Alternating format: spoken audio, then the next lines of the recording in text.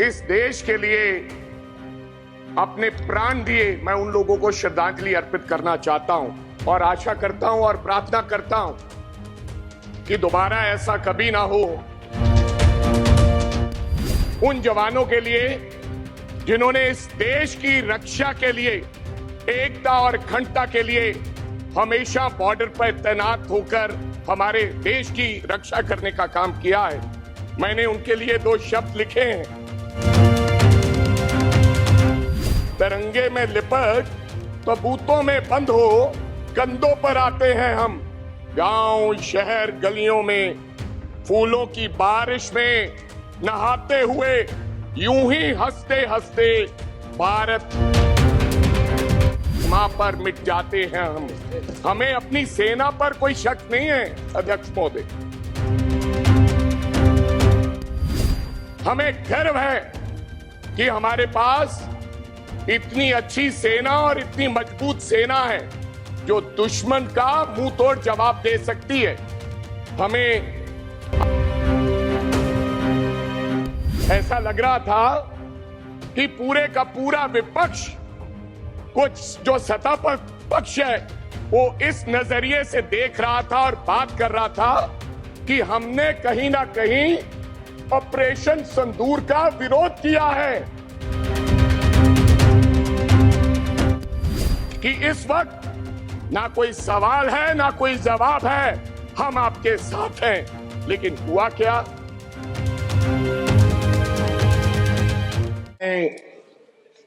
मेरे को गंभीर चर्चा पर अपनी बात रखने को समय दिया है। सबसे पहले तो मैं अपनी तरफ से उन भाइयों को श्रद्धांजलि अर्पित करना चाहता हूं जिन्होंने पहलगांव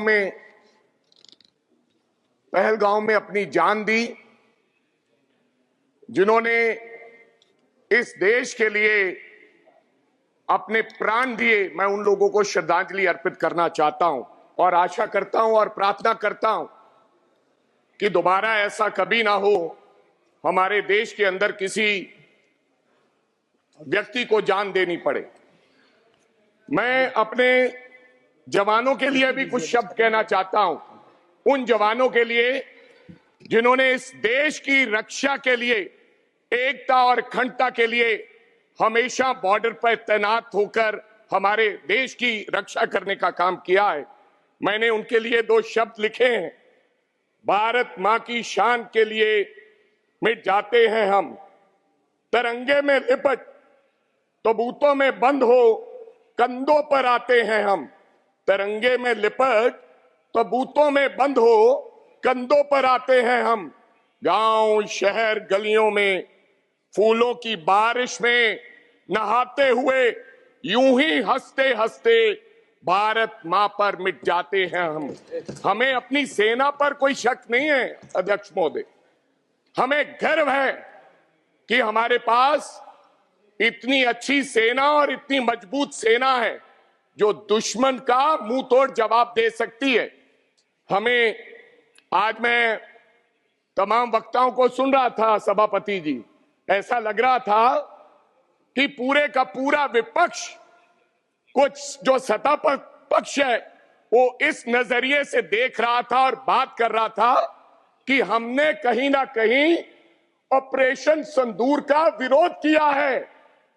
हमने, जब देश की बात आई, जब हमें बुलाया गया, तो पूरा विपक्ष, चाहे कोई व्यक्ति हो, इस देश में, इस धरती पर पैदा होने वाला हर व्यक्ति पूरे जोर से देश की सरकार के साथ खड़ा हुआ, आदरणीय देश के प्रधानमंत्री के साथ खड़ा हुआ और कहा कि इस वक्त ना कोई सवाल है ना कोई जवाब है, हम आपके साथ हैं। लेकिन हुआ क्या? ये पुलवामा, ये पहलगाम, ये होता क्यों है अध्यक्ष महोदय? इसकी वजह क्या है? इसका कारण क्या है? इसका गुनहगार कौन है? क्या ये इंटेलिजेंस फेलियर नहीं है?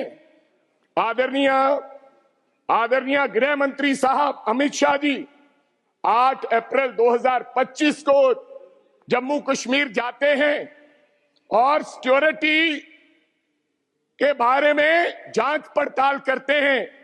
जहां तो इंटेलिजेंस ने किसी प्रकार कोई इत्तला नहीं दी, या फिर उनके पास इंफॉर्मेशन नहीं थी। लेकिन इसकी जिम्मेदारी तो किसी ना किसी को लेनी होगी अध्यक्ष महोदय। कौन जिम्मेदारी लेगा, कौन माफी मांगेगा? पुलवामा हुआ, पहलगाम हुआ, इसकी जिम्मेदारी लेनी पड़ेगी। अगर मैं उनकी जगह पर होता तो हमें तुरंत माफी मांगते हुए देश के गृह मंत्री को इस्तीफा दे देना चाहिए था, क्योंकि ये इंटेलिजेंस फेलियर है। आपकी वजह से उन निहत्थे 25-26 लोगों की जान गई है। अगर आप 11 साल से इस देश की इंटेलिजेंस नहीं संभाल सकते तो इस देश की 140 करोड़ की आबादी वाले देश को संभालने की आप में क्षमता नहीं है। मेरा सवाल आप पर है सीधा सीधा। और मैं अध्यक्ष महोदय, मेरे और भी कई सवाल है। पहला सवाल, आपने 7 मई को डायरेक्शन दिया। आपने कहा कि हम पाकिस्तान के आतंकवादी ठिकानों पर हमला करेंगे। आप बार बार पूछते हैं कि आप ये क्यों पूछते हो कि पेन टूटा और पेंसिल टूटी? आप ये पूछो कि हमारा ऑपरेशन सफल हुआ कि नहीं हुआ, हमारा रिजल्ट कैसा था, हमें शक है, हुआ क्या? मैं आपसे ये जानना चाहता हूं, सरकार से जानना चाहता हूं।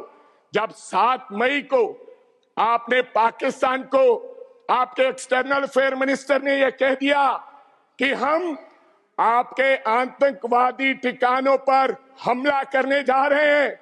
एक तरफ तो आप कहते हैं कि पाकिस्तान टेररिस्ट की नर्सरी है, ये अभी आज कहा डिफेंस मिनिस्टर ने। इसके बावजूद जो देश पाकिस्तान दुश्मनों को पाल रहा है उनको आप इत्तला देते हैं।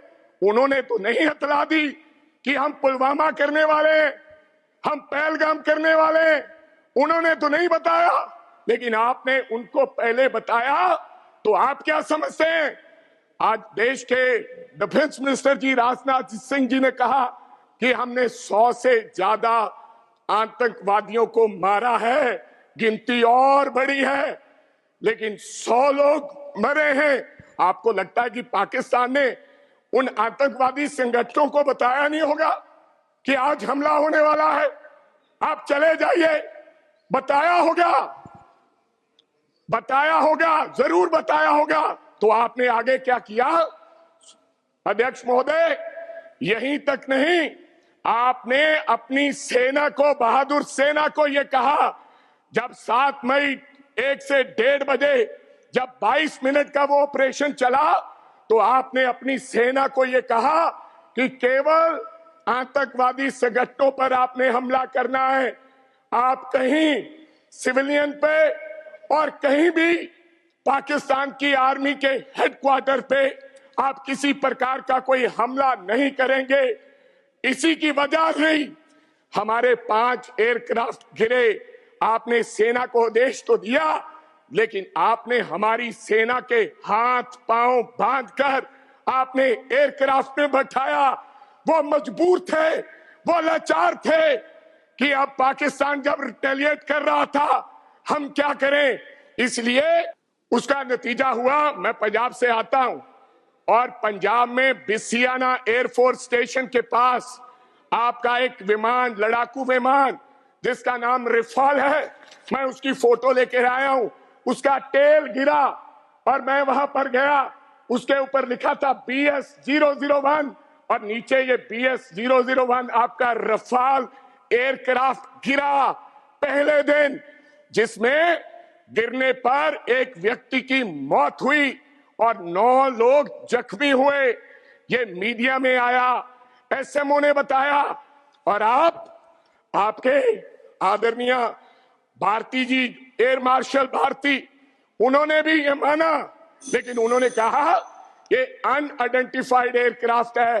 एक एयरक्राफ्ट गिरता है, लेकिन आपने उसको अनआइडेंटिफाइड एयरक्राफ्ट का नाम देके आपने देश की जनता को मूर्ख बनाने का काम किया। और यही तक नहीं, डिसॉल्ट कंपनी के सीईओ ने कहा कि टेक्निकल वजह से हमारा एक रफाल जो गिरा है, लेकिन आज तक नहीं बताया गया कि रफाल गिरा कि नहीं गिरा है। फिर आपके दोस्त ने, ट्रंप ने भी ये कह दिया कि हिंदुस्तान के 5 फाइटर जहाज गिरे हैं। ये आपको मानना होगा। आप स्ट्रेटजी आप अपनी बनाते रहे, गुजरात मॉडल पेश करते रहे। आपने जिस प्रकार से इस देश के अंदर नोटबंदी लेकर आए, जिस प्रकार से आपने जीएसटी लागू किया, जिस प्रकार से